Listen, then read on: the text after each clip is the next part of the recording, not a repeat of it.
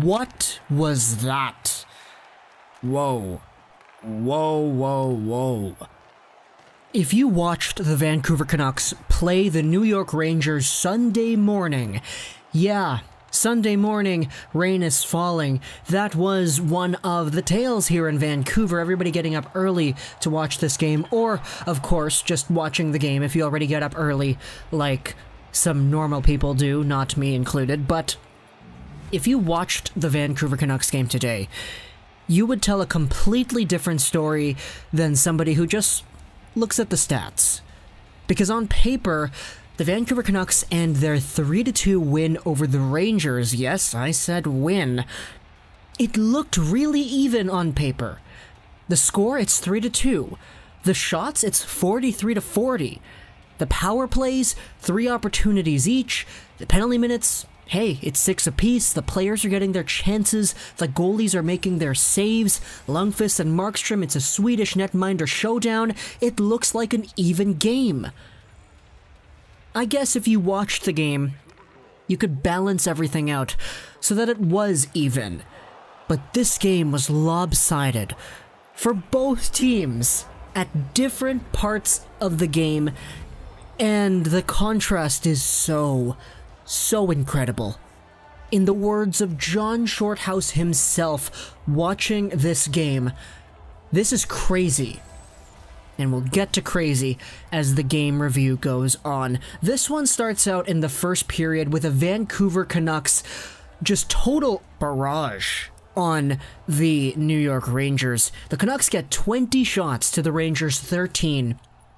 And they totally get off to a hot start. It's 3 goals in the first period for the Vancouver Canucks. They're totally on point. They're totally on their game. They're totally dominating the Rangers. The power play goes to work. They don't get goals on all the power plays, but they look gosh darn good cycling it around.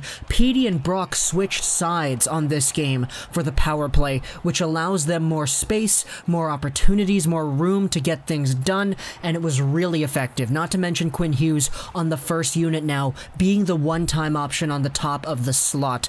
It was a great showing for the Canucks, and this first period was just so good everywhere that I can't really complain about anything that they did in the first. It looked like they were on pace for 60 shots in the game. It looked like they were going to dominate the Rangers the entire game through. And it was all started by Bo Horvat. Because Bo Horvat on the power play, he's in that bumper spot. Eventually, it's Pettersson and Hughes. They get the assists here. Pettersson throws it out in front for Bo, who shoots it. He scores it. It's awesome. Bo has his second goal on the year here. It comes in the bumper spot. It's great to see. You love seeing those Bo Horvat goals. And it's assisted by Petey and Hughes. Pettersson at 5 assists, Hughes at 3 on the year. And that wasn't all, because this Canucks team kept on pushing. They had a moment in the power play where it looked like the shift. You remember the shift? The shift with Lucas Krajicek, Ryan Kessler, the Sedins, Oland, and it was so good on the power play. It eventually bled over into the even strength, and they just kept dominating the game, keeping it away from the Rangers, not allowing the Rangers to do their thing. That was so awesome to see. They didn't get a goal on that play per se, but they did get a goal a little bit later with Brock Boeser.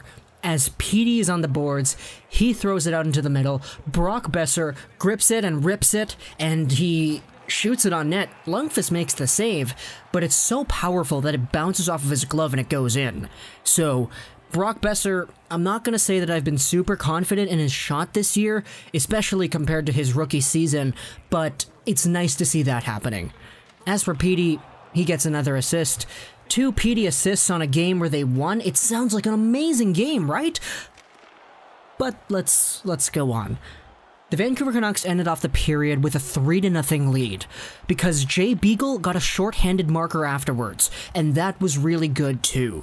He's rushing down the slot, he finds himself in on Lundqvist, he's just rushing down that right wing, and then Mika Zibanejad kind of stick lifts him, kind of fakes out Lundqvist a little bit because Beagle's stick is up, but Beagle immediately lowers his stick right back down, and he shoots it.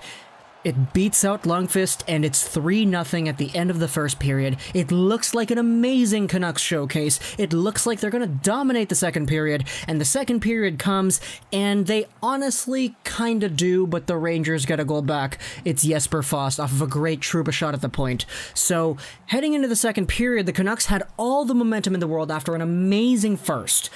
But that momentum gets slowed down a little bit by the Rangers getting a goal back, but overall, the Canucks look pretty solid in that second frame as well. They had themselves 17 shots to the Rangers' 10 in the second period. The Canucks have 37 shots on goal through the first 40 minutes of the game, and it sounds really, really good. Right? Well, the third period comes, and oh boy. We noted the Vancouver Canucks and their dominance in the first period and how it just looked like the Rangers didn't have a chance to come back. Things got completely flipped on their head in the third period. The Vancouver Canucks played such a bad third that I'm so surprised they actually ended up winning this game just based off of the time on attack by the Rangers, the dominance by the Rangers, the control by the Rangers. You know how I said I thought there was a shift, like the shift for the Vancouver Canucks in the Rangers zone in period 1? Well, there was about like 5 the shifts for the Rangers against the Canucks in period number 3. There was a span of about 8 minutes of unfiltered, no whistle, straight up play where the Rangers were just hemming the Canucks in their zone the entire time.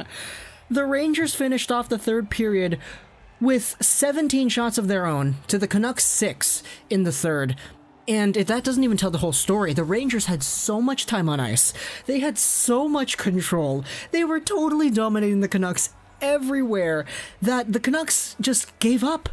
They just completely gave up. And the only Canuck who didn't give up was Markstrom. He stopped all but one of the third period shots by the Rangers. And I applaud the man so much for doing that. But overall, this one was just the Rangers. Right out of the gate, it was the Rangers who started things out. They were controlling the puck in the Canucks zone, and the Canucks, there was a moment towards the end of the third period where the Canucks were 5-on-5 against the Rangers, and they were treating it like a penalty kill. They were just so gassed, so out of motion, they stopped skating, and they completely succumbed to the Rangers and their offense. Zibanejad, Panarin, Fast, Trouba, Kakko, all of these guys were doing their thing against the Canucks in the third period, and so many mad scrambles in front. So many shots. So many blocked shots, too, because the Canucks were just getting in those shooting lanes because they weren't challenging the players. And an embarrassing third period from the Canucks.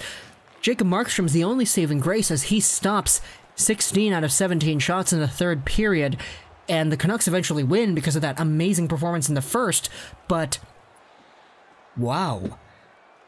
Wow, what the heck was that? We had a lot of fourth-line minutes out there.